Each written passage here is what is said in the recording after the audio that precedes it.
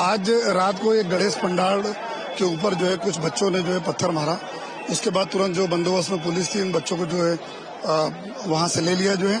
उसके बाद जो लोगों का टोला इकट्ठा हुआ जो है रजुआत करने के लिए, वो पुलिस के साथ उनका बातचीत चली रही थी। जो मीन दरमियान जो पत्थर मारा हुआ सामने के साइड से, और उसके बाद जो है मुस्लिम की तरफ से पत्थर मारा चालू हुआ। फिर बाद में दोनों तरफ से पत्थर मारे में जो थोड़ा सा पुलिस को भी इंजरी हुई है जो है।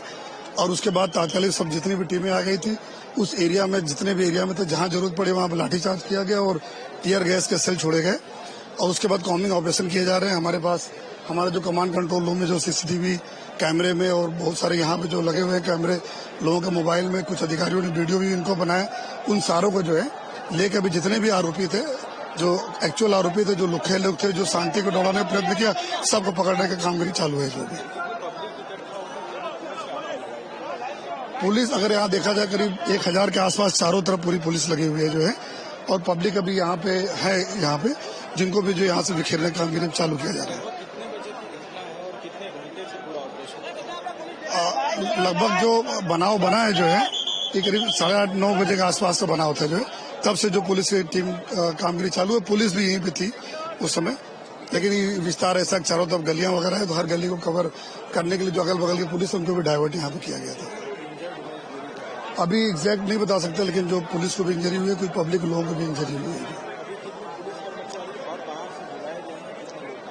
हमारे सिटी के अलग अलग जो पुलिस स्टेशनों से सारे लोग को इकट्ठा किया गया, सारे अधिकारी उनके व्हीकल के साथ, हमारे जवान, हेडक्वार्टर के जवान, एसआरपी के जवान, हमारे क्विक एक्शन टीम, सारे लोग यहाँ पे अभी अलग अलग विस्तार में डिप्लॉय किए गए। લોકોને ક્યારે પણ તેમની આસ્થા, ભક્તિ અને શ્રદ્ધા ઉપર કોઈ ઠેસ પહોંચાડવા વાળું આવે ને, એ ક્યારેય સહન નથી કરી શકતા। ત્યારે એક એવી ઘટના સામે આવે છે કે જે ત્યારે ખાસ ચર્ચાનો વિષય છે। સુરત સૈયદપુરા વિસ્તારમાં ગણેશ પંડાલમાં પથ્થરમારો કરનારા 27 લોકોની ધરપકડ। ગણેશ પંડાલમાં કેવી રીતે કરવામાં આવ્યો આ પથ્થરમારો? ગુજરાતની શાંતિના દુશ્મન કોણ છે? કેવી રીતે બની આ સમગ્ર ઘટના? સુરતમાં અનેકવાર હત્યા, મારામારી, લૂંટના બનાવો બનતા હોય છે।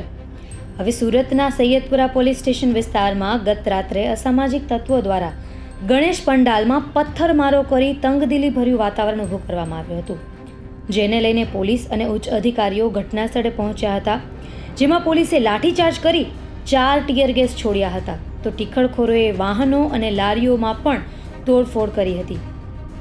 રાજ્ય ગૃહમંત્રી હર્ષ સંઘવીએ સમગ્ર ઘટનાનો તાગ મેળવ્યો હતો અને કડક સૂચના આપતા જણાવ્યું હતું કે ગણેશજીની મૂર્તિ પર પથ્થરમારો કરનાર તમામ આરોપીને सूरजनी पहली किरण निकले ते पहला ज झड़पी लेवामां आवशे।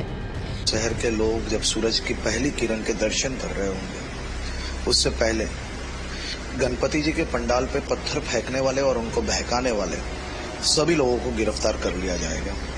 सभी जगहों पे, सभी क्षेत्र में कॉम्बिंग चालू है और खास तौर पे गुजरात की शांति को ठेस पहुंचाने वाले चाहे वो कोई भी लोग हो, उन्हें नहीं छोड़ा जाएगा।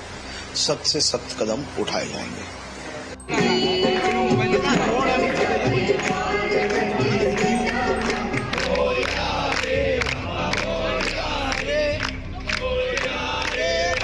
આ સમગ્ર ઘટનાને લઈ શહેર પોલીસ દ્વારા આખી રાત કોમ્બિનેશન ઓપરેશન હાથ ધરી ધમાલ કરનાર 27થી વધુ લોકોની અટકાયત કરી છે, જેમાંથી 6 લોકો સગીર વયના છે અને આ તમામ શખ્સોની સામે સખત કાર્યવાહી કરવામાં આવશે।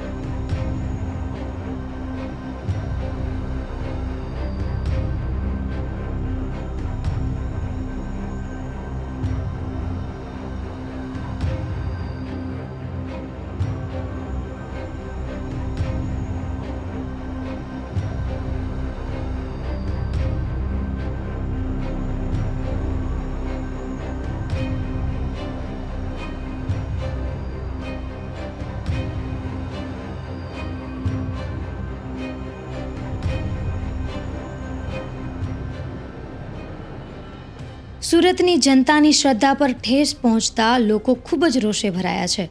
હવે આગળ આ ઘટનામાં શું પરિણામ આવે છે તે જોવું રહ્યું. વધુ માહિતી માટે જોતા રહો અવર રાજકોટ.